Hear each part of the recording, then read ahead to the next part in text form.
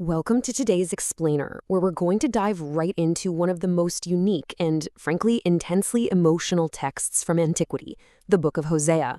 What makes this text so captivating is that it doesn't just hand us a dry list of historical events or moral codes.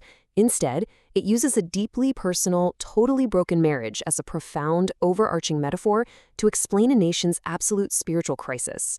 It is literally a masterclass in how ancient writers used personal tragedy to communicate major political and social realities. So let's look at how the author sets the stage. Talk about a cold open, right?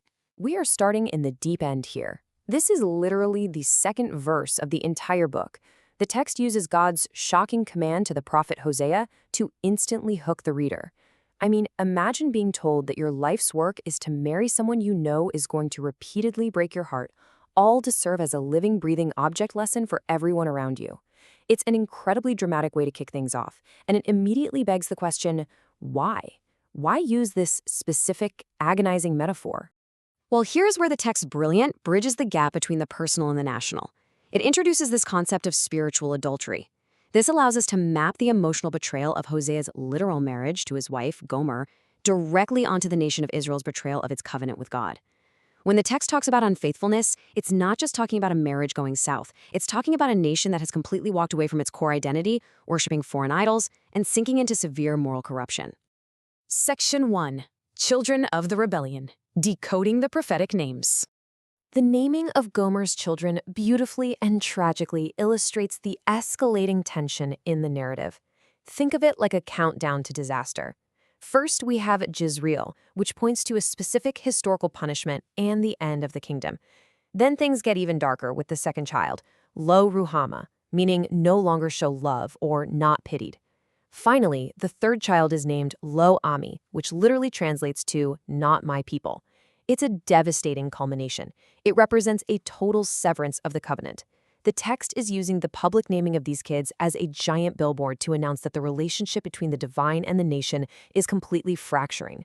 Section 2. The nation's spiritual adultery, the reality behind the metaphor. If we jump to chapter 4, the text fires off the rapid pace of the nation's moral decay. It paints a picture of a total societal breakdown. We're talking no faithfulness, rampant lying, widespread murder, and boundaries being completely disregarded. But what's truly striking here is that this corruption isn't just happening in the shadows. It has absolutely seeped into the highest levels of leadership. The text specifically calls out a corrupt priesthood that actually feeds on the sins of the people and relishes their wickedness. So the spiritual leaders are actually profiting off the very decay they're supposed to be preventing. This perfectly contrasts the staggering hypocrisy of the nation. On one hand, we see who they should be relying on based on their history, the divine force that brought them out of Egypt, healed them, and provided their grain and wine. But on the other hand, look at what they're actually trusting. They've completely forgotten their provider. Instead, they are throwing their trust behind empty political alliances with Egypt and Assyria, consulting literal wooden idols, and burning incense to the foreign god Baal. The text really emphasizes that they are attributing their wealth and safety to these false lovers, rather than their true provider. To really drive this point home, the text uses this specific, slightly humorous poetic imagery. It compares the nation referred to here as Ephraim to a senseless dove just flitting back and forth. It perfectly highlights their chaotic, desperate, and ultimately self-destructive foreign policy. I mean, they are panic-striking alliances, fluttering over to Egypt for help one minute, and then turning right around to Assyria the next. It is a frantic, dizzying search for security in all the wrong places. Section 3. Consequences and coming judgment. The inevitable fallout. The source tracks the logical flow of this judgment in 3 distinct phases. It doesn't just happen overnight. In phase 1, there's a rejection of knowledge. The people and priests ignore the law, so they are rejected in turn. This naturally leads to phase 2, a withdrawal of divine protection. And the text uses incredibly vivid imagery here, saying the divine presence will become like rot or a moth to them. It's a slow, invisible internal decay. Finally, this culminates in phase 3, total physical devastation. Their fortresses are consumed. And then the ultimate tragic irony occurs. Assyria, the very empire they desperately tried to court as a political lover, becomes their violent captor. You've probably heard this famous proverb before. It pops up in chapter 8 and succinctly summarizes the text's view of cause and effect. It's a brilliant way to understand how the author views their actions. They didn't just make a simple mistake. They planted seeds of chaos, sowing the wind. And the natural, multiplied consequence of that action is a force they cannot possibly control, a totally destructive whirlwind. Section 4. Love, Redemption, and Restoration. The surprising turn. 15. In chapter 3, we read that 15 shekels of silver plus some barley is the exact, tangible price Hosea pays to buy back his destitute wife. Gomer has hit absolute rock bottom, likely ending up in some form of slavery or severe debt due to her lifestyle. But Hosea doesn't just abandon her to the whirlwind. He pays the price out of his own pocket to pull her out of ruin. And this profoundly human act of buying back a spouse maps perfectly onto a clear process of divine redemption for the nation. First, alluring her into the desert.